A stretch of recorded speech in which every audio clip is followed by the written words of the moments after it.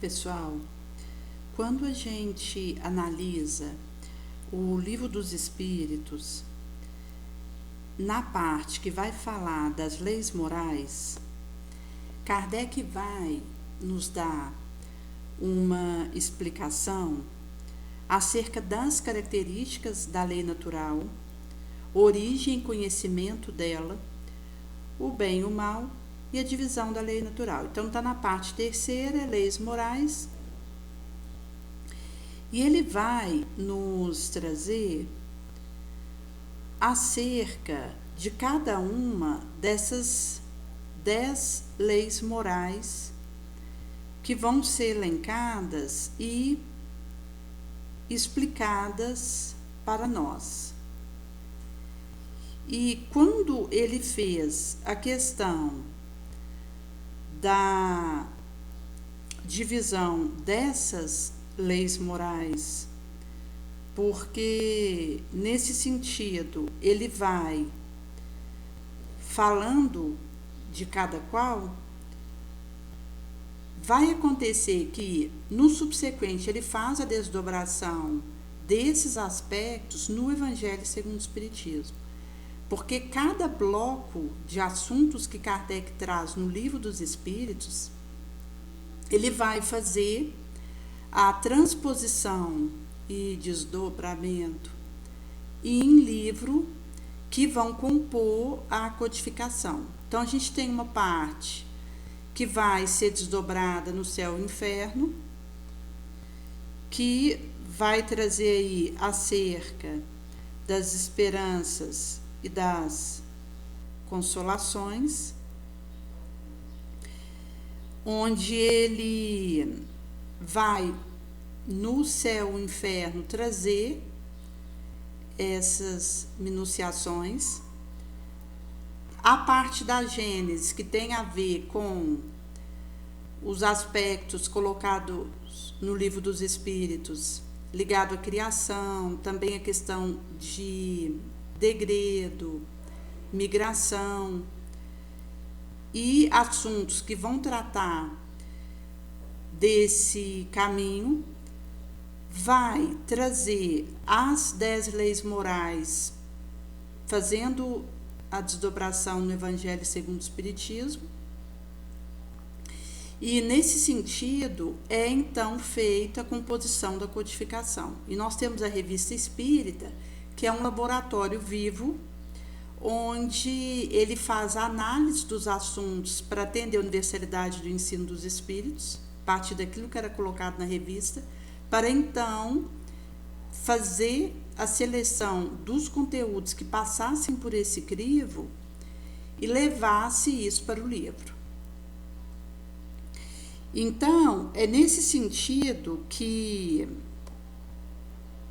vai ser trago para nós acerca do Livro dos Espíritos, na introdução, alguns termos que ele vai explicar. Depois, ele vai falar da parte primeira, as causas primárias, que vai estar sendo desdobrado em a Gênese. Então, Deus, elementos gerais do universo, criação, princípio vital. A parte segunda do mundo espírita ou dos espíritos, ele vai trazer para o Livro dos Médiuns. Na parte que vai falar acerca das leis morais, que é a parte terceira, Evangelho segundo o Espiritismo, e a parte quarta, Esperança e Consolações, Céu e Inferno. Nesse sentido, que quando a gente pega o aspecto das leis morais, ele vai nos trazer acerca do que significa transgredir essas leis enquanto consequências que vão acontecer para nós. Visto que, quando a gente fala de lei moral, elas são indefectíveis e funcionam à revelia de nós próprios. Nós estamos submetidos a isso, e se há algum desvio da minha parte, enquanto descumprir uma lei moral, isso vai ter consequência legítima no desequilíbrio, na minha ansiedade, na minha desarmonia, que se fará sentir subsequencialmente. Então, a gente vai ter aqui a lei de adoração, que tem a sua ação nobre na fé raciocinada. Quando eu não atendo a essa lei de adoração, vai acontecer que eu entrarei na questão do fanatismo. Então, vai mostrar que existe um atendimento onde eu bem vou cumprir essa lei da adoração, que está ligada à minha relação com Deus, ao qual eu adoro e tenho fé e amo. Do momento que eu saio desse espectral, onde eu esteja conseguindo fazer essa boa vivência, que inclusive se expressará nessa fé raciocinada, onde eu vou desenvolvendo tanto a minha questão caridosa quanto a da sabedoria, que são as duas asas, porque a gente tem o risco de desenvolver a inteligência e a moralidade não acompanhar. Inclusive, nós vivemos uma época, o Homo sapiens sapiens, em que o desenvolvimento da intelectualidade foi importante, mas a moralidade não acompanhou. Nós estamos caminhando para o Homo moralis, mas ainda não atingimos esses despertamentos que tivessem se transformado em conduta. E nesse sentido, que mesmo que num orbe de prova e de expiação, muitos de nós ainda estejamos numa moralidade aquém da nossa inteligência, que foi o que nós desenvolvemos bem, nós temos aqueles que, mesmo num orbe de prova e expiação, já estão vivendo a regeneração e conseguindo fazer o desenvolvimento da sua moralidade, que é o seu senso moral, e que ajuda o indivíduo a melhor se rastrear, se conhecer para agir melhor, corrigindo seus erros e conseguindo retificar seu caminho. Mas quando a gente considera um estágio da Terra, muitos de nós ainda estamos patinando nisso, porque é possível desenvolver raciocínio, inteligência, sem desenvolver moralidade. Mas quanto mais o indivíduo inteligencia, mais ele tem livre-arbítrio. Por isso que a gente vê o indivíduo muito inteligente cometendo atrocidade, porque ele não fez acompanhar a moralidade junto com a inteligência, e a inteligência fez aumentar seu livre-arbítrio, fez aumentar a sua responsabilidade, e por isso a gente tem que correr atrás do desenvolvimento do senso moral. Caso contrário, eu vou usar uma inteligência para o mal. Isso vai me agravando de débitos, porque o desenvolvimento dessa inteligência levou a uma maior liberdade, a uma maior responsabilidade minha. Nesse sentido, que do momento que o indivíduo ele não vive bem a lei de adoração, que passará por uma fé raciocinada, ele pode cair no fanatismo. E que, inclusive, gente, é um aspecto delicado, porque acaba que a gente fica numa corda bamba, é um ioiô, porque a nossa condição hoje é ainda de uma instabilidade importante. Então, se a gente pegar uma virtude como mansuetude, nós não conseguimos fazer a sustentação da mansuetude o tempo todo, porque a gente tem flutuações por causa do nosso estágio. E é nesse sentido que, quando a gente considera a virtude para nós, isso vai significar eu resistir ao arraste para que eu possa ir me fortalecendo. Então, acontece que, pelo fato de eu não conseguir ficar num estado de serenidade e plenitude o tempo todo, devido à flutuação que a minha condição traz, se eu pelo menos resistir ao arraste das minhas más paixões, eu já vou conseguindo me fortalecer. É por isso que a gente acaba ora sendo levado para um lado, ora levado para o outro, enquanto extremos, excessos, exageros, porque nós ainda não temos estabilidade moral suficiente para poder ficarmos na certidão de conduta. E é nesse sentido que, ora, a gente desliza, percebe no instante seguinte que vacilamos, vamos tentar corrigir, ou nos equivocamos, ou caímos. O desafio é a gente conseguir ficar com a nossa bolinha de gude no meio do copo, porque a tendência dela é deslizar para um lado, para o outro.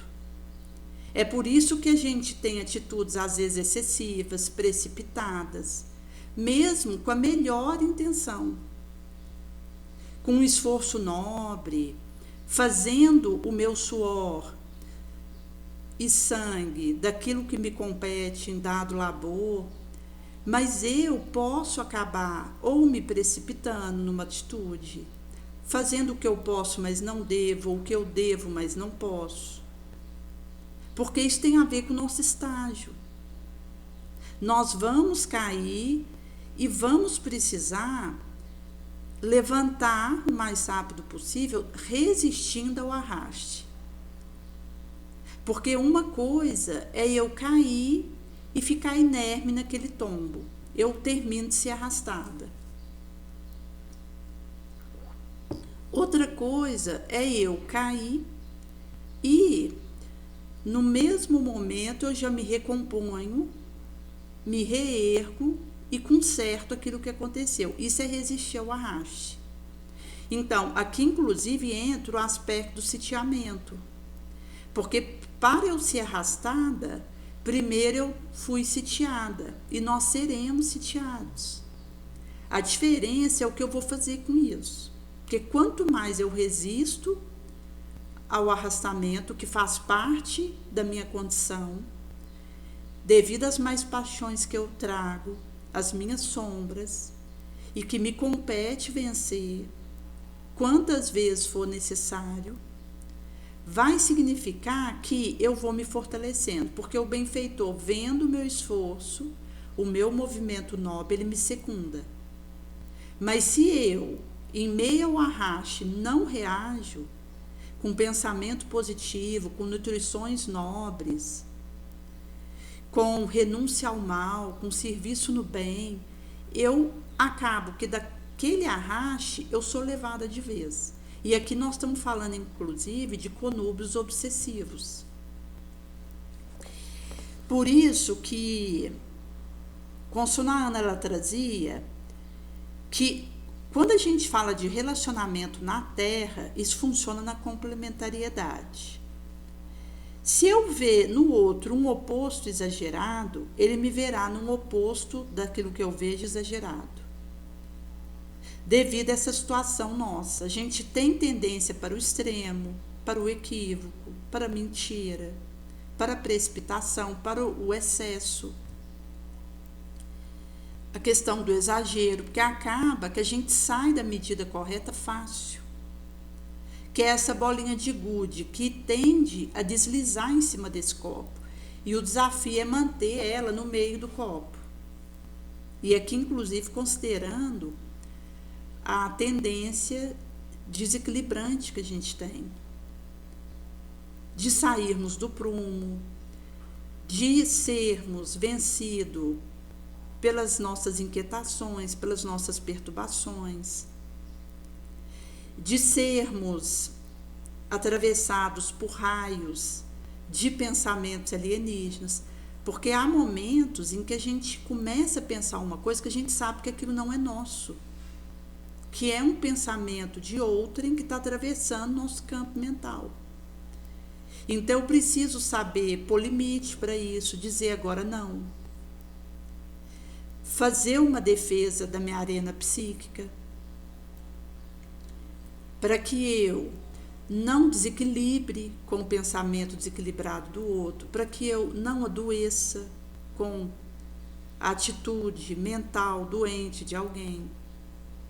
Então são aspectos que a gente vai aprendendo a estabelecer essa baliza para a gente se harmonizar, porque as interações entre nós, elas vão acontecer. O que vai modificar a maneira como eu lido com isso, que tem a ver com quanto eu consigo sustentar elevação. É por esse motivo que aquele com um comportamento complementar ao meu comportamento extremado, ferido, vai significar uma rotina nossa aqui. E por isso que às vezes a gente fala, não queria ter feito aquilo, não gostaria de ter falado daquela forma, vacilei em ter pensado tal coisa. Isso tem a ver com extremos opostos que nós estamos no relacionamento com outrem, e que por cada qual estar no extremo oposto vai ter uma interação adoecida entre ambos, que é quando a gente joga tênis com o outro, onde eu mando aquela bola num local em que o outro não possa pegar, em que o outro perca ponto, não consiga se defender, porque acaba que de um jogo de tênis, quando a gente vai se harmonizando bem, a gente vai estabelecer com o outro um frescobol, onde isso modifica esse aspecto, porque no frescobol eu vou jogar a bolinha na raquete do outro, de maneira a facilitar para que ele consiga fazer ponto, me devolver, e com isso eu ajudo, eu fortaleço o processo do outro. Mas nos adoecimentos dos extremos que a gente tem, acaba que a gente estabelece relacionamentos em que alguém faz opostos extremados em relação aos meus extremos, e a gente fica nessa partida de tênis, em que um joga a bolinha para cair num local em que faça o outro fraquejar, perder ponto, não conseguir devolver o ritmo do jogo, enquanto algo que poderia ser de cooperação. Então, é uma tentativa que eu farei de que alguém não consiga se defender ou se desequilibre diante daquilo que eu enviei. É assim que se forma os relacionamentos de opostos extremados entre o comportamento de um e outro. É nesse sentido que se estabelece a obsessão, porque tudo que é complementar é um super bonder. Se eu tenho uma atitude que vai para um extremo oposto em relação ao comportamento de alguém, eu estou num super bonder com esse alguém. E isso é uma interação obsessiva. Quando fica gravemente grudado, a gente vai encarnar num lugar diferente para que haja cura. Porque o objetivo é eu conseguir me diferenciar. É nesse sentido que entra os metais do perdão, da compaixão, da cooperação, da compreensão. Porque nesse sentido a gente vai jogando água quente nessa cola e vai fazendo desgrude, para que eu não tenha mais a reatividade a outrem e com isso eu desestimulo o outro a ter reatividade em relação a mim. Por isso que hoje a configuração entre nós dois já está melhorzinha em relação à configuração de uma existência pregressa. Então eu preciso continuar trabalhando para melhorar minha configuração. E nesse sentido eu vou oferecendo menos pizza. Daí outrem vai enviando complementos menores na minha direção. Porque é como se fosse uma pizza que a gente desenha um círculo e você coloca esse círculo com 8 divisões, como se fosse uma pizza grande. E nas 4 partes superiores, que seriam os 4 pedaços de pizzas do lado superior desse pizzão, você coloca o que mais te irrita no comportamento de alguém com quem você tem dificuldade de relacionamento. E depois que você faz isso, você põe correspondente a cada pedaço de pizza que você pôs algo que te irrita no comportamento de outrem, você coloca o oposto disso. Então, se existe alguém que tem um comportamento irônico que te irrita, você coloca no outro extremo desse pizzão, que vai estar ligado à ironia, a característica oposta, mas extremada a isso. Então, nós poderíamos aqui colocar como extremo oposto da ironia o exatidônico, que tem aí um mesmimamento em relação a um aspecto. E assim vai variar.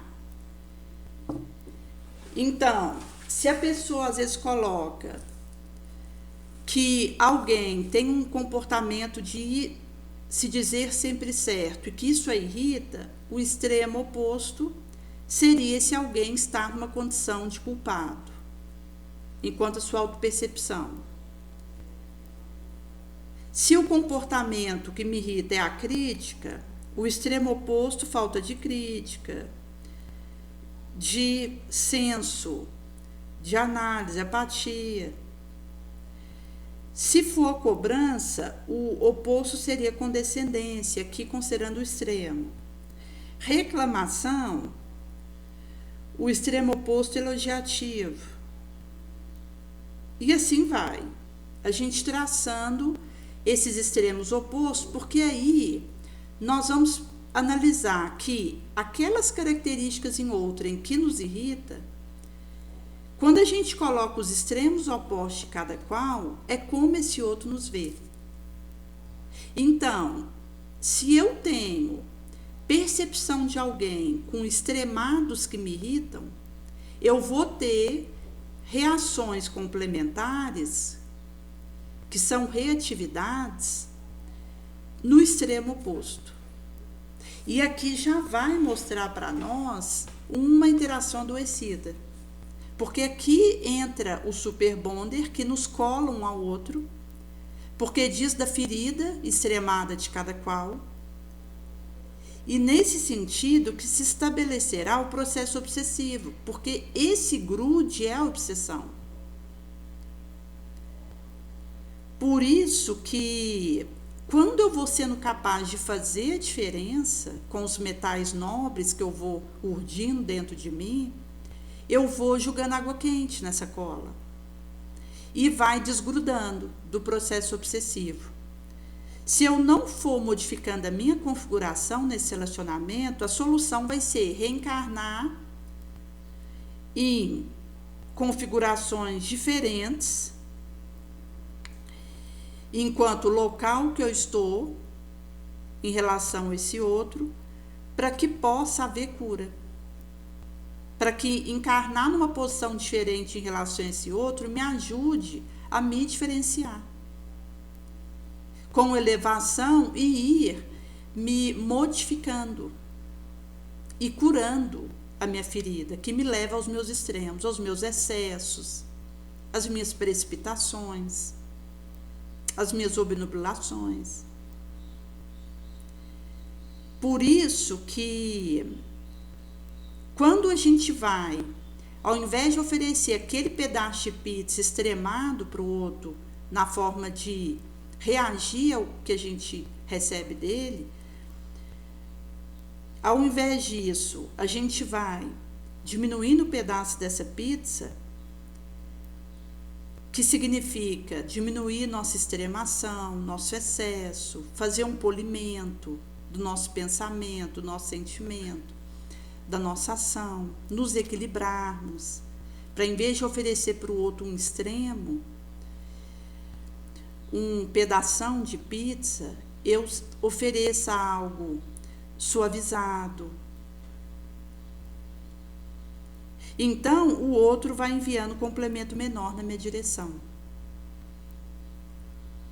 Quando eu diminuo o meu pedaço de pizza, o benfeitor vai me oferecer recurso, intuição, fluido bom, e vai apoiar meu esforço. Mundo de prova e expiação, virtude vai ser resistir ao arrastamento, à reatividade, ao pedaço de pizza. Como a gente não consegue sustentar, por exemplo, equilíbrio, quando eu não dou o troco, eu resisto ao arrasto, eu vou me fortalecendo. Porque acaba que eu estou equilibrada aqui, mas pode acontecer algo que eu tendo a desequilibrar.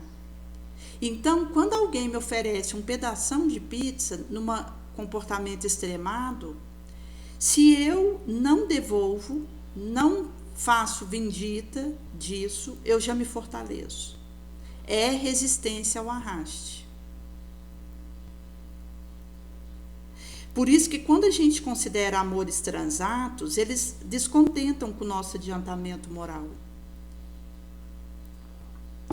Porque nós, outrora, em experiência transata, colaboramos para o escorregão deles, por isso que eles torcem para que escorreguemos.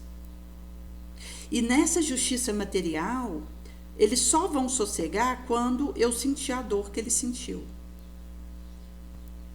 É por esse motivo que eu me torno responsável pela reabilitação dos corações adoecidos com os quais eu contribuí para escorregar. Nesse sentido que também vai nos auxiliar a pedir compreensão, paciência para o obsessor com a nossa tarefa mediúnica. Inclusive, o Chico ele comentava num recorte de experiências de assédio moral que ele enfrentava, até com zumbidos no ouvido, sobrecargas, que ele tinha impressão que ia enlouquecer pela pressão obsessiva que vinha sobre ele. Mas ele resistia ao arraste, com o perdão, com a bondade, com a bonomia, com a caridade. E ele estava num momento de desequilíbrio com essa situação, que não o arrastou de vez, porque ele resistia, mas devido à pressão de obsessores que queriam fazer ele escorregar e tropeçar para que ele tivesse a sua tarefa mediúnica prejudicada. E na ocasião, o Dr. Bezerra tinha orientado para ele muita calma e para rezar pelos seus inimigos, por aqueles que tentavam obsedá-lo, pedindo para eles compreensão e paciência com a tarefa mediúnica que ele realizava.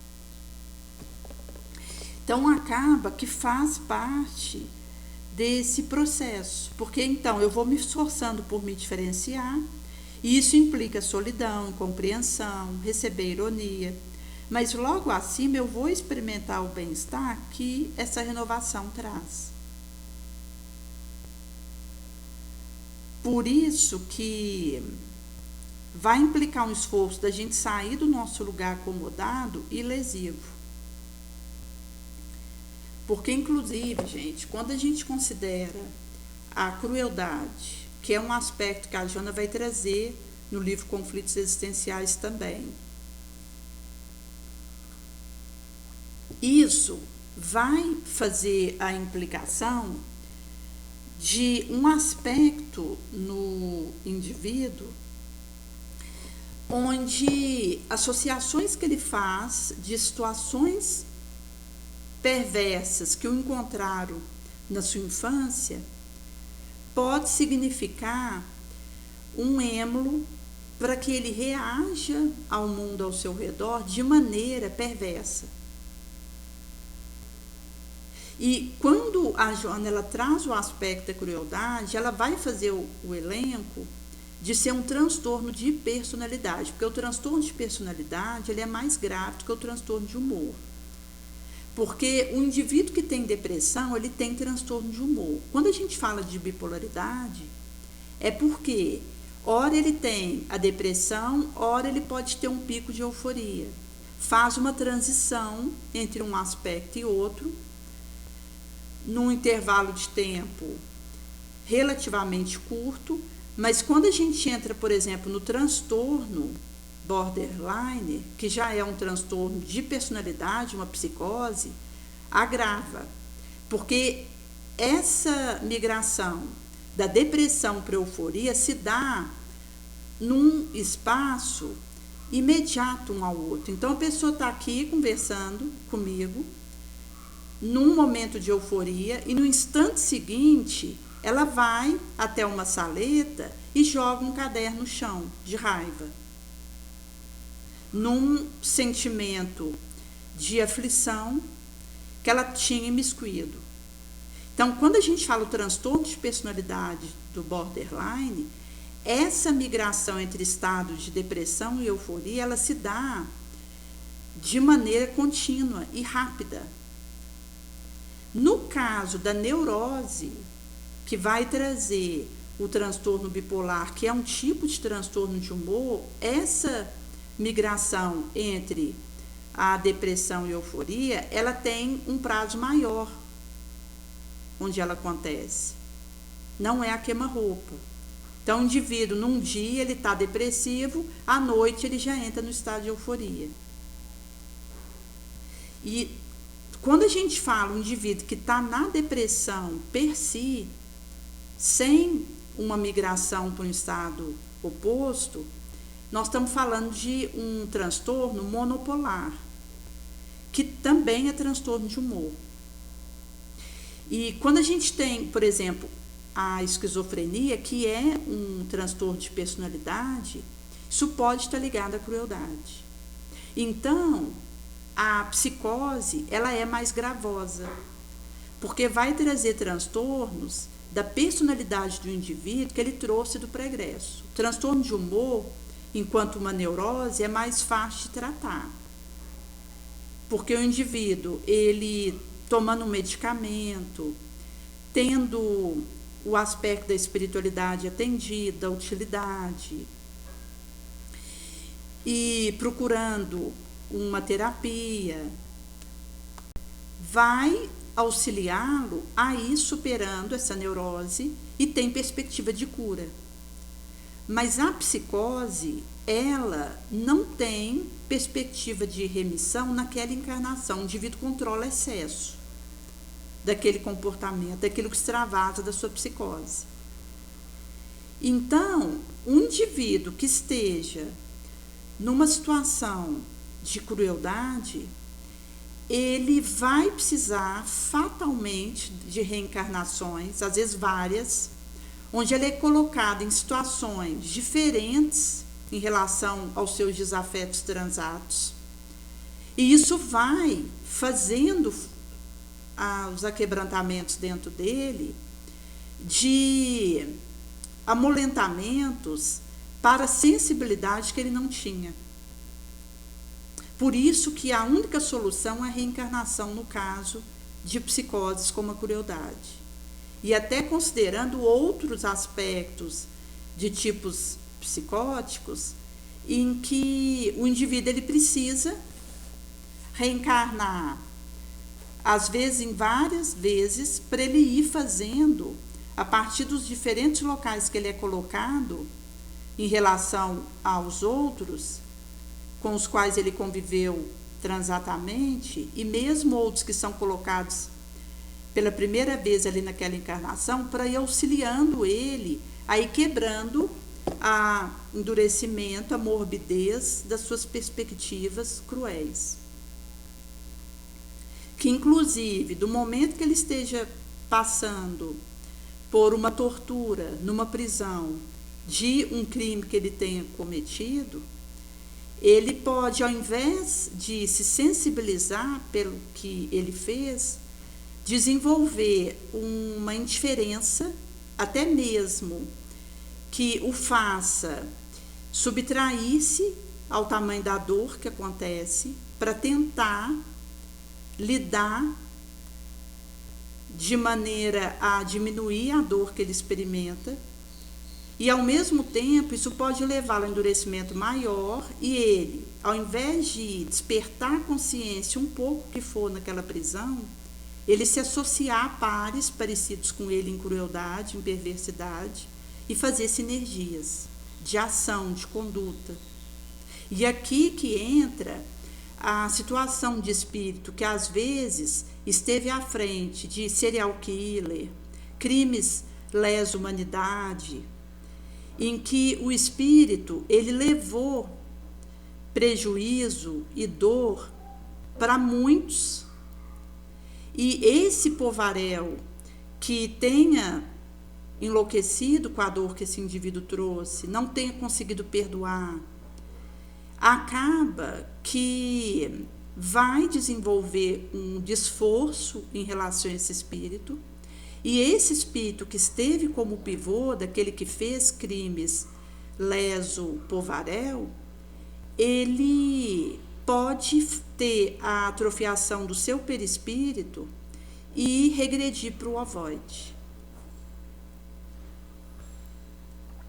que é quando o espírito ele vai ter a atrofiação perispiritual, que fica no formato de um ovoide, e vai para uma região do espaço enquanto algum planeta, que há indício que possa ser Plutão, mas isso não é revelado para nós.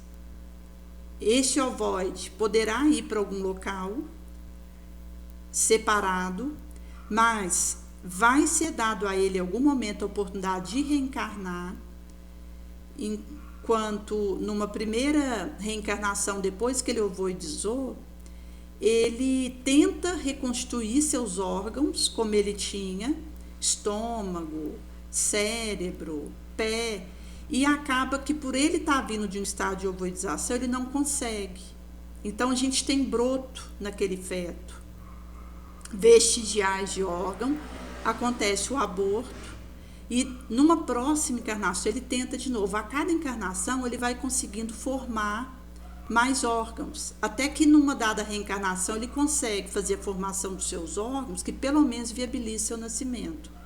Mesmo que falte um órgão, mesmo que ele nasça com acromegalia, microcefalia, viva um ano e depois desencarne, mas ele vai tendo de tentativa em tentativa ampliação do que ele é capaz de elaborar no seu organismo, e chega uma hora que viabiliza ele nascer, mesmo que passe uns meses ele desencarne, mas numa próxima encarnação ele já consegue viver mais anos, e assim ele vai conseguindo reconstituir seu perispírito, que estava ovoidizado. E quando a gente fala de ovoide, vai também ter a ação de espíritos trevosos que usam esse ovoide para prejudicar alguém. Como a gente tem relato na coleção A Vida no Mundo Espiritual, de uma senhora que na época da escravatura no Brasil, ela era casada com um senhor de escravos, e chegou até ela uma fofoca que esse senhor tinha tido um caso com uma escrava e que tinha tido 2 filhos com ela. Essa senhora de escravos, ela, por ser muito ciumenta, acabou que mandou para o tronco essa escrava com os seus 2 filhos, que ela achava que tinha nascido o relacionamento dessa escrava com seu marido, o supliciou no tronco até que eles desencarnassem. Quando essa senhora veio a desencarnar, ela foi recebida por esses 3 espíritos que não conseguiram perdoá-la. Tanto os 2 filhos da escrava quanto essa escrava tinham um ódio importante em relação a ela, não tinham conseguido liberar o perdão e estavam urdindo vingança, de esforço no astral. E a situação desses 3 espíritos se agravou de tal forma que eles ovoidizaram. Porque a gente não regride, não retroage, mas a gente pode paralisar nosso processo e ter essa atrofiação do nosso perispírito que vira esse ovoide. E aí aconteceu que, quando essa senhora de escravos ela veio desencarnar, ela foi para uma região afim, porque um indivíduo que se demora numa crueldade, como essa senhora estava, ela vai para uma região de espíritos tão cruéis ou mais que ela, que é a lei da afinidade, porque aqui a gente ainda põe máscara, se esconde no populacho, mas no astral o indivíduo ele vai ser aspirado para a região que se afina com aquilo que ele urdiu, com aquilo que ele é. Então essa senhora de escravos, na perversidade dela, ela foi para uma região de espíritos perversos, trevosos, e nessa região, esses 3 espíritos que ela houvera supliciado no tronco até a morte, foram ao encalço dela, e esses 3 ovoides estavam na região do seu cérebro. Então ela estava numa situação de suplício exaustivo, e que a única solução seria ela reencarnar como mãe desses 3 espíritos. Era a alternativa que os benfeitores encontraram para que pudesse se iniciar na apelação do amor materno, o perdão entre eles. Então, estava sendo programado pelo astral, depois de um tempo que ele já estava ali naquela situação, que os 3 ovoides, dos 3 espíritos que ela supliciou, nasceriam como filhos dela e do senhor de escravos que houvera sido o pivô do ciúme dela, que tinha sido seu marido na encarnação precedente, e que, por ela achar que ele teve um relacionamento com essa escrava, motivou a vingança que ela fez com essa escrava e os 2 filhos. Daí ela entraria pelo berço na terra. Na idade aprazada, ela iria se casar com o mesmo espírito que tinha sido seu marido na encarnação transata, e da união dos 2 nasceriam 3 filhos, que eram os 2 filhos e as escravas que ela tinha supliciado na encarnação pregressa. Então aqui mostra que é feito apelação maternal para tentar resolver esses casos de ódios cristalizados, que vai estar ligado à questão da crueldade, que é um transtorno de personalidade. Nesse sentido que, do momento em que o indivíduo ele chegue no estado de ovoidização, ele vai precisar obrigatoriamente de reencarnações para que ele consiga refazer um organismo humano. Porque isso é um trabalho com seu próprio perispírito, que necessitará então de estar tomando aquele zigoto e tentando fazer os seus órgãos até que ele consiga, depois de algumas encarnações, pelo menos nascer. E, inclusive, quando a gente fala de espíritos lesa populacho que levaram torturas para muitos, como existem aqueles que não conseguem de pronto dar o perdão, esses espíritos perversos, eles são mantidos fora da encarnação até que um maior número de espíritos consiga dar para ele o perdão. Porque se esse espírito que prejudicou a muitos. Ele logo reencarna, os seus inimigos o descobrem encarnado.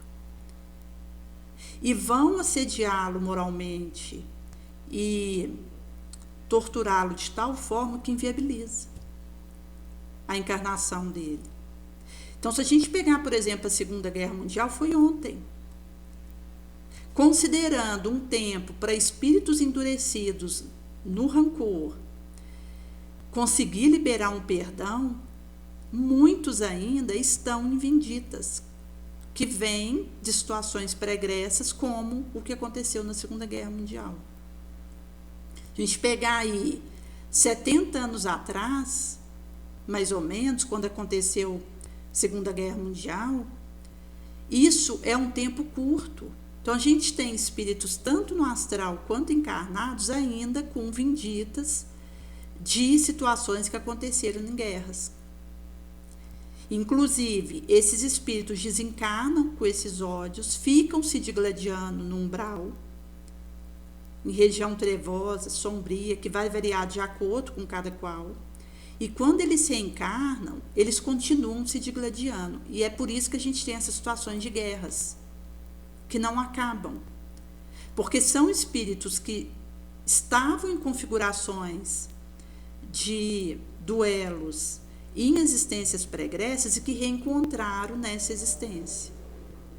E mesmo que não reencontre, o indivíduo que ele está com a urdição da vingança, quando ele reencarna, ele vai procurar a vingança. E acaba que o sentimento de desforço, ele nos cega. Eu vou encontrar o Joãozinho, e mesmo que ele não tenha tido nada a ver com o motivo que levou ao meu desejo de me vingar, eu vou querer descarregar nele o meu ódio. E isso acontece quando a gente considera os focos guerreosos que existem. Porque se a gente pegar, por exemplo, uma região como a faixa de Gaza, naturalmente que ali existem os indivíduos da extrema-direita de Israel que estão cometendo atrocidades. E que, inclusive, não é toda a população de Israel, porque muitos indivíduos israelenses não concordam com os bombardeios que Israel faz contra os palestinos. Então, quando a gente tem uma nação guerreando, às vezes a maioria da população daquela nação não concorda com aquilo que está acontecendo.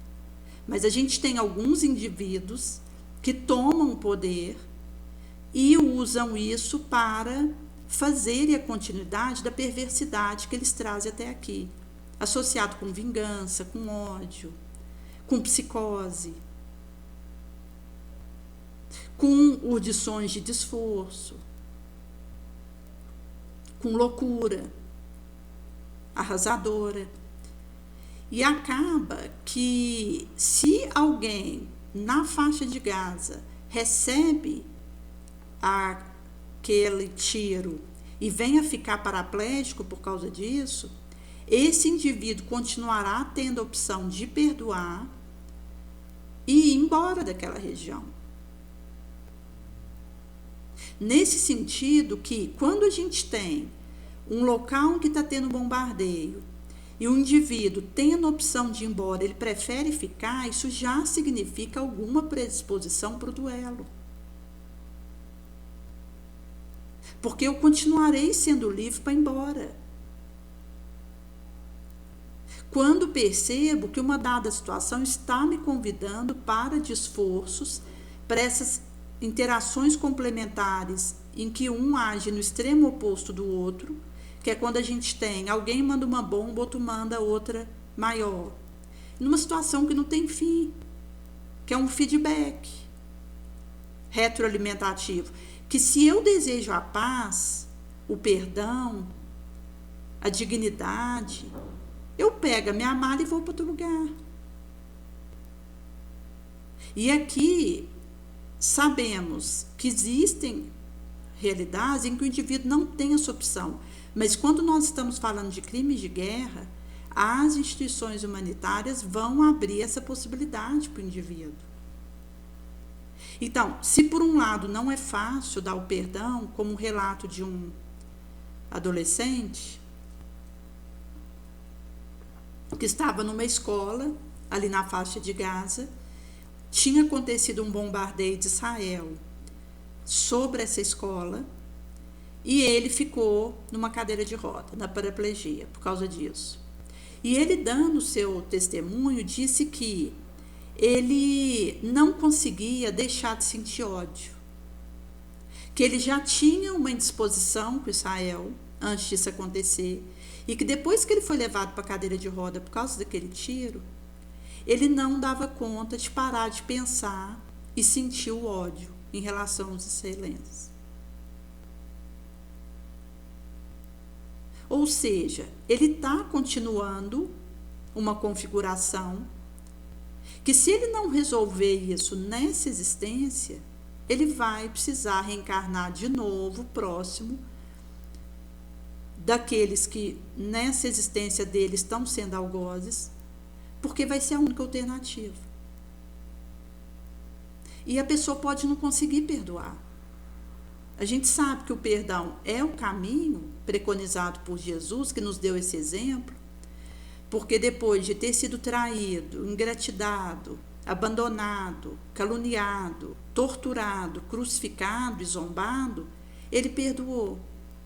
Então ele deixou para nós o roteiro. Mas a pessoa pode não dar conta de fazer igual. Nesse sentido que o indivíduo é livre para não dar conta, mas ele é escravo da consequência de não conseguir, porque ele vai ter que reencarnar com a pessoa que realizou aquela atrocidade na sua direção, para numa configuração diferente com essa pessoa e quebrando o seu ódio.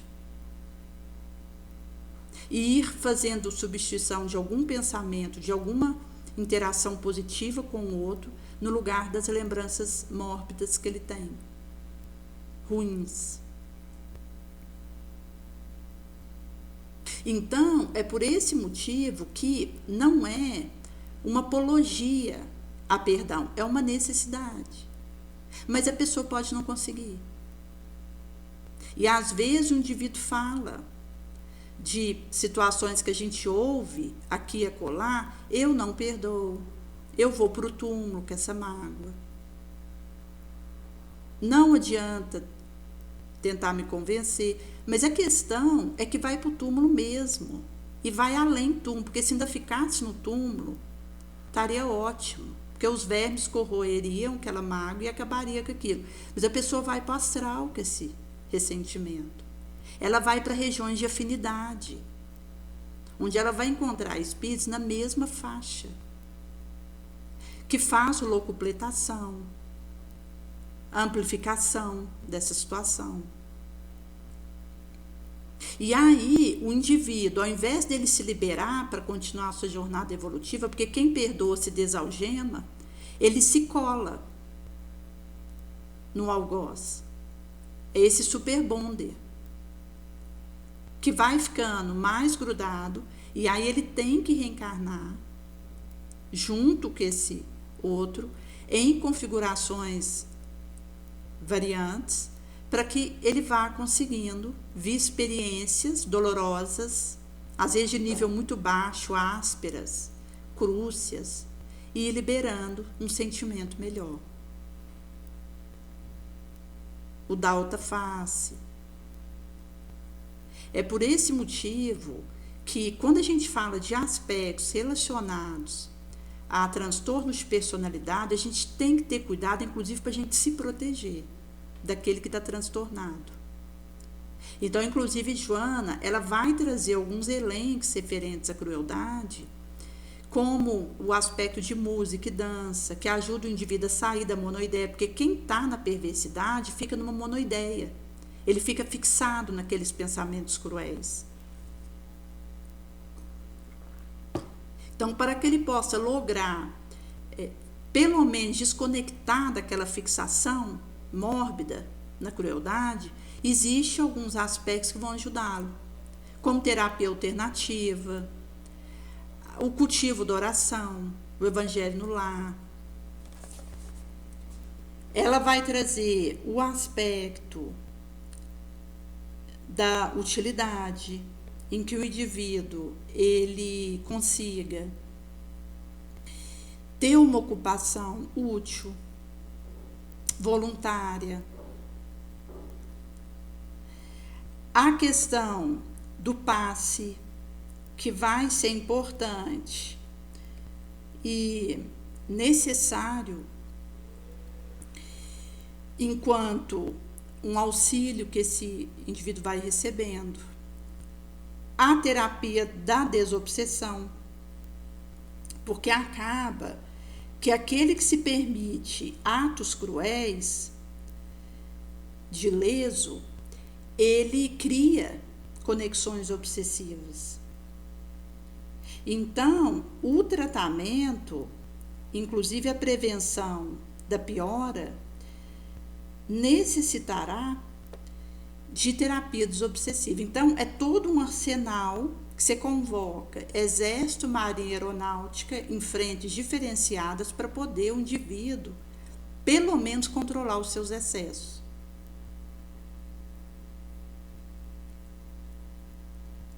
E é nesse sentido que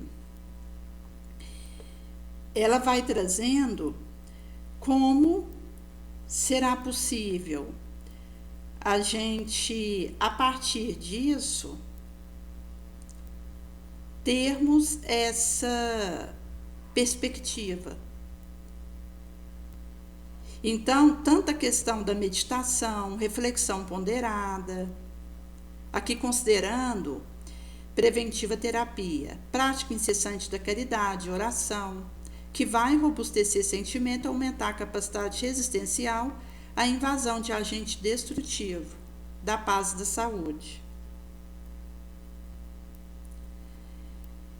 E nesse sentido que, unindo-se os recursos terapêuticos das doutrinas psicológicas com as do espiritismo, o paciente torna-se o experimental campo positivo, no qual caridade e amor dão-se as mãos para o auxílio, rompe algemas transatas e delineia a paisagem feliz do porvir. Então, ela vai trazer a questão da desobsessão, que é o inabordável recurso, rico de processo libertador valioso, em faixa de diálogo que pode ser mantido com o enfermo desencarnado, auxiliando o entendimento das divinas leis. Também quanto à necessidade de alcançar a felicidade lhe reservada. E nesse sentido que a gente vai ter aí essas vinculações de espíritos que foram vítimas do paciente no pré-egresso, e dele vão se utilizar para o comércio doentio da vampirização, onde rouba força preciosa e desforçam-se dessa forma do padecimento que lhes for imposto. A bioenergia vai ter efeito salutar, que é o passe, alcança o delicado campo de energia no espírito reencarnado e renova, fazendo orientação raciocinal. Casos especiais pedirão terapia psiquiátrica para regularizar neurocomunicações, fazendo restabelecimento do equilíbrio correspondente. Até porque, quando existe destrambelhos na produção de neurotransmissor, hormônio, que vai participar do aspecto da comunicação entre neurônios, visto que o neurônio ele não faz dobrações, ele precisa do neurotransmissor, da substância, para poder fazer uma comunicação adequada com o outro. Se isso falta, e que inclusive tem a ver com a infância que esse indivíduo possa ter tido, onde acabou que foram prejudicados os mecanismos de produções adequadas de neurotransmissores e substâncias correlatas, acaba que será necessário um medicamento para que consiga fazer a vez dessas substâncias que deixaram de ser produzidas ou que não vieram a ser produzidas adequadamente na encarnação em que o indivíduo se encontra. Nesse sentido que também conversação contínua e paciente, a questão da dança e música relaxante, o arsenal psicoterapêutico ao alcance do psicólogo nobre, conste na escola a que se vincula, serão recursos valiosos para auxiliar o cruel paciente. Praxiterapia valiosa, aplicada bem, consegue gerar interesse por atividades dantes desconsideradas, desviando a mente da cruel obstinação, porque se torna para esse indivíduo que é perverso uma obstinação fixa e cruel. Credores de compaixão mais necessitados se encontram de cuidadoso tratamento mediante psicoterapia especializada, na qual se possa recorrer regressão de memória, tentando diminuir o fluxo de sentimento contraditório, que ressuma do inconsciencial, alterando-lhes as fixações de perversidade como um mecanismo de infeliz vingança. Porque acaba que quando o indivíduo ele fica nessa fixação perversa, é uma maneira que ele usa para o desforço que ele tenta realizar. Então ele não quer que aquilo perca de vista dele. Ele opta fixar, monoidear naquilo, para que possa conseguir os resultados do desforço. Porque, inclusive, chegado nesse ponto, o indivíduo ele não conhece a dessedentação do desforço. Quando se está nessa vibração de vindita, não há o fim daquilo. O indivíduo se vinga e quer vingar mais. E isso, inclusive, está ligado a esse aspecto da monoideia, da obstinação que acontece. Então, precisaremos ter essas condutas de segurança moral, a fim de que as suas provocações bem urdidas não se transformem em razão de angústia geral, pessoal, de sofrimento, porque são felicitadores infelizes. Por isso que o aspecto da nossa atitude diante de psicoses precisará passar primeiramente pela nossa caridade, conosco, com o outro. Porque aqui foi falado sobre uma psicose diretamente a crueldade, mas nós temos outras. E isso vai trazer para nós, inclusive, que existem dificuldades legítimas para tratar as psicoses. E do momento que alguém esteja, por exemplo, convivendo com um psicótico, na variação que esse psicótico trouxer, se ele estiver no mecanismo das complementariedades de comportamento, em que as suas feridas a colocam no extremo oposto em relação a esse psicótico, ela fica refém da situação. Então, até mesmo para a gente conseguir lidar melhor com quem está neurótico ou psicótico e irmos conseguindo curar nossa mente desses transtornos, a gente precisa nos curar, nos harmonizar com as leis divinas, as leis morais. Porque, inclusive, quando a gente sabe a respeito da transgressão de uma lei moral, isso virá rápido a ação, porque a gente tem um pressentimento consciencial. Nesse sentido que o indivíduo poderá não ter o despertamento daquilo que ele tenha feito de transgressão à lei divina. Isso vai variar de acordo com o estado que ele está. Por exemplo, um sociopata que está numa posição de relevo na política e faz desviamento de uma verba, queria para um hospital. Ele, no estágio em que está, pode ser que isso não acusa a consciência dele. Mas, do momento em que ele comece a sentir alguma culpa pelo que ele fez, já é positivo para esse caso. Porque para aqueles que não são em estados psicóticos, não é recomendada a culpa, porque o arrependimento é que me dá uma condição adequada de expiar e reparar e me reabilitar perante a lei de causa e efeito. Mas, quando a gente considera os psicóticos como um sociopata, num primeiro momento de acolhimento consciencial em que ele tem culpa, significa que ele está se sensibilizando para uma situação que antes ele achava bom fazer, o satisfazia, que é desviar uma verba, que está ligado à morte de pessoas, a dores, a transtornos para os outros. Porque quando uma verba de um hospital é desviada, muitos que ficam sem medicamento, sem uma cirurgia, sem uma consulta, vão ter as consequências legítimas disso. Nesse sentido, que aquele que seja o pivô para esse tipo de desvio, isso poderá significar um transtorno de personalidade e que essa transgressão que esse indivíduo está da lei divina, ele uma hora irá perceber, mesmo que naquele momento isso passe despercebido pela indiferença consciencial que ele está, pelo próprio transtorno psicótico que ele traga.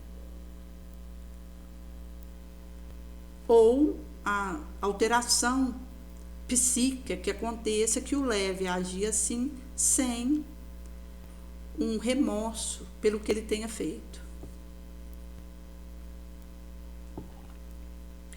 Nesse sentido que, quando a gente considera o aspecto das leis morais, nós tínhamos falado da lei de adoração, tem a lei do trabalho, que bem vivida nos leva à valorização e não atendida à exploração. A lei de reprodução, bem vivida, nos levará a compromisso, mal vivida, leviandade. Lei de conservação, que bem vivida, nos levará à proteção, mal vivida, nos levará à privação.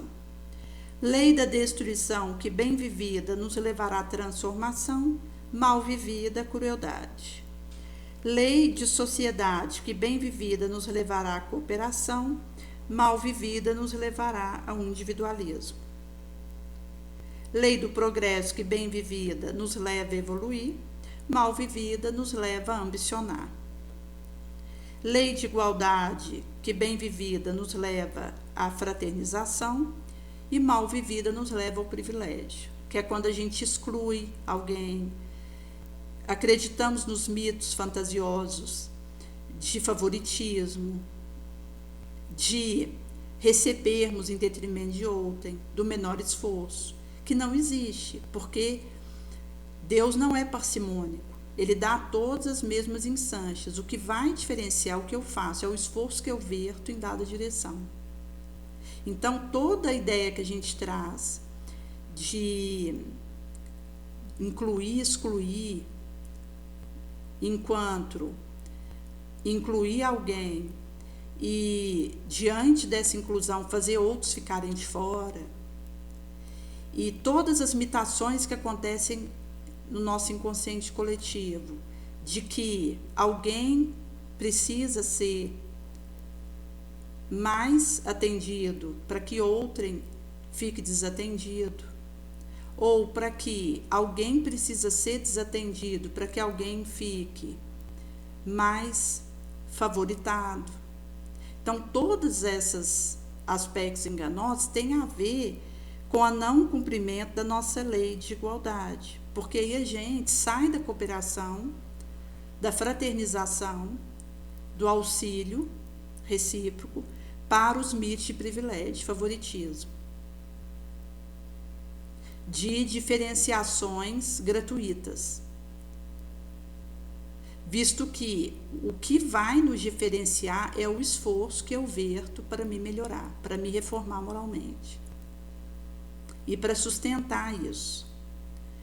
Na lei da liberdade bem vivida, nos leva à responsabilidade, mal vivida, à desordem. Nesse sentido que, quando a gente reflete acerca da urgência da nossa doação no bem, até mesmo para a gente ir harmonizando a nossa mente e irmos dando conta de sustentar minimamente nossa lucidez mental, nosso funcionamento adequado, a mediunidade ela vai ser traga como uma harpa melodiosa. Porém, no momento que a gente vende o seu acorde para o mundo, ela vai se enferrujar para sempre. O consono vai ser trago. Porque daquele momento em que eu comercialize aquilo que está emprestado comigo, eu estou fazendo uma transgressão das leis morais. E isso me desarmoniza. Porque eu, ao invés de estar nessa interação bonosa com Deus, eu me afasto dele. E aí a minha consciência registra.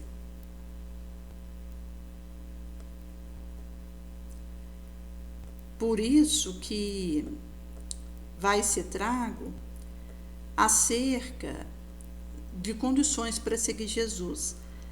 Porque alguém tinha falado para ele, nós te seguiremos para onde quer que você for. Ele responde, as raposas têm covas, aves do céu ninhos, o filho do homem não tem onde reclinar a cabeça. Outro disse, Jesus a ele, segue-me. E ele responde para Jesus, Senhor, permite-me que vá primeiro enterrar meu pai. Jesus lhe responde, deixa que os mortos enterrem os seus mortos. Tu, porém, vai e anuncia o reino divino. Disse-lhe outro, eu, Senhor, seguir-te-ei, mas dá-me licença para que eu primeiro disponha dos bens que eu tenho na minha casa. Jesus responde, ninguém que põe a mão no arado e olha para trás estará apto para o reino de Deus. Jesus ele vai trazer num outro recorte acerca da cura de um cego em Betsaida, que foi trago para ele e rogavam-lhe que o tocasse. Jesus segura esse cego pela mão, tira ele para fora da aldeia, cospe no seu olho, tendo-lhe imposto sua mão, e lhe pergunta se via algo. Ele levanta o olho e diz, eu vejo homens como árvores que andam.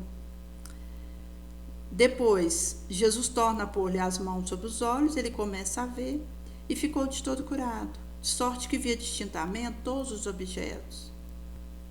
Jesus o despede para casa e diz, vai para sua casa. Se entrar na aldeia, não digas a quem quer que seja.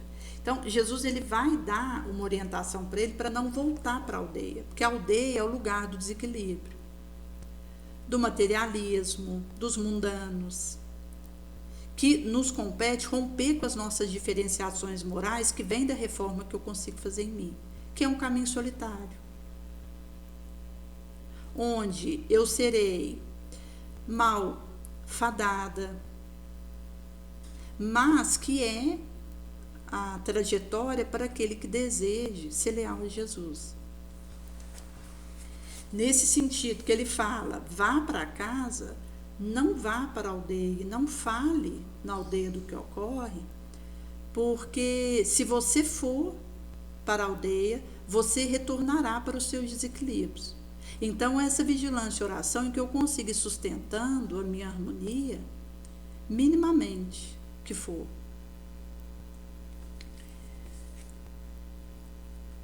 Por esse motivo que quando Jesus ele vai trazer para nós acerca da conduta, vai ser dito no Evangelho segundo o Espiritismo acerca dos trabalhadores da última hora. E aqui vai ser trago para nós que Jesus ele gostava da simplicidade dos símbolos. Na linguagem vigorosa, os trabalhadores chegados à primeira hora são profetas, Moisés, aqueles iniciadores que marcaram as etapas do progresso, seguidos através dos ervos por mártires, apóstolos, pais da igreja, sábios, filósofos e os espíritas. Esses últimos, a virem, houveram sido anunciados e preditos desde a aurora do Messias e receberão a mesma recompensa. mais alta recompensa. Últimos a chegar, os espíritos aproveitam dos intelectuais trabalhos de seus predecessores, porque o homem deve herdar do homem. Então aqui mostra essa questão da lei de cooperação. Porque Deus quer que um aproveite do trabalho bom do outro, enquanto usar isso na cascata da ação auxiliativa. Então, o aspecto que vai trazer para nós acerca da cooperação, que é a lei de sociedade, é algo inelutável. Nesse sentido que nós espíritas, a gente aproveita dos trabalhos intelectuais dos predecessores, porque o indivíduo deve herdar do indivíduo. E os trabalhos de cada qual, bem como seus resultados, são coletivos. Por isso, Jesus nos pede para ser gratuitos. Porque a gente recebe de graça. E, portanto, é assim que devemos dar. Deus abençoa a solidariedade. E muitos dos espíritas revivem hoje ou reviverão amanhã para arrematar a obra que outrora começaram. Mais de um patriarca, mais de um discípulo do mestre, mais de um profeta, mais de um propagador da fé cristã se encontra entre nós, porém mais avançados, mais esclarecidos, trabalhando não mais na base, mas no coroamento edificial. Seu salário proporcional, pois, será ao mérito do trabalho. Por isso que a reencarnação é esse dogma eternizador e belo que precisa de filiação espiritual. Quando o espírito é chamado a prestar conta do seu mandato terrestre, qual acontece conosco, que vamos fazer essa prestação de conta diariamente do nosso trabalho na gleba do bem, vai acontecer que compreenderemos a continuidade da tarefa interrompida, mas retomada sempre.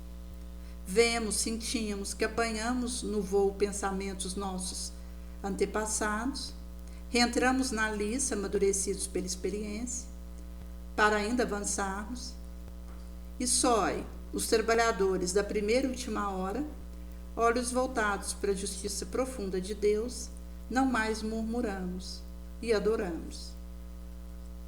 Por isso que Jesus vai descerrar nessa parábola o germe do futuro, sob toda forma, toda imagem, revelação dessa unidade magnífica que harmoniza todas as coisas no universo.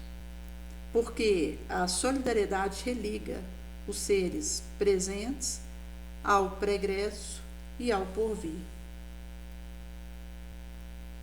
Por isso que, ao agitar a tempestade que deve dominar o velho mundo e tragar no nada a soma da terrestre iniquidade, bem digamos, vós que haveis posto na vossa fé essa justiça soberana, e como apóstolos novos da crença revelada pelas vozes proféticas superiores, e de pregar o novo dogma da reencarnação, da elevação do espírito, segundo tenhamos mal ou bem cumprido nossas missões e suportado nossas terrestres provas. Por isso que nós que estamos aqui hoje como espíritas já estivemos antes nessa seara bendita, e no astral já foi acordado uma encarnação que nós trabalharemos nessa liça.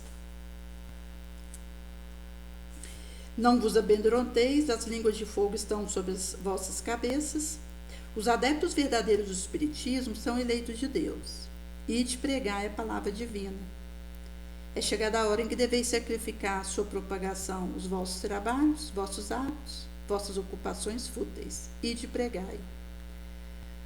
Os benfeitores estão conosco. Certamente falaremos a pessoas que não quererão escutar a voz divina, porque essa voz a chama num conclame sem solução de continuidade a abnegar, Pregaremos o desinteresse aos avaros, a mansuetude aos tiranos, a abstinência aos dissolutos. E essa paciência aos déspotas e tiranos domésticos. Sim, palavras perdidas, mas que importa?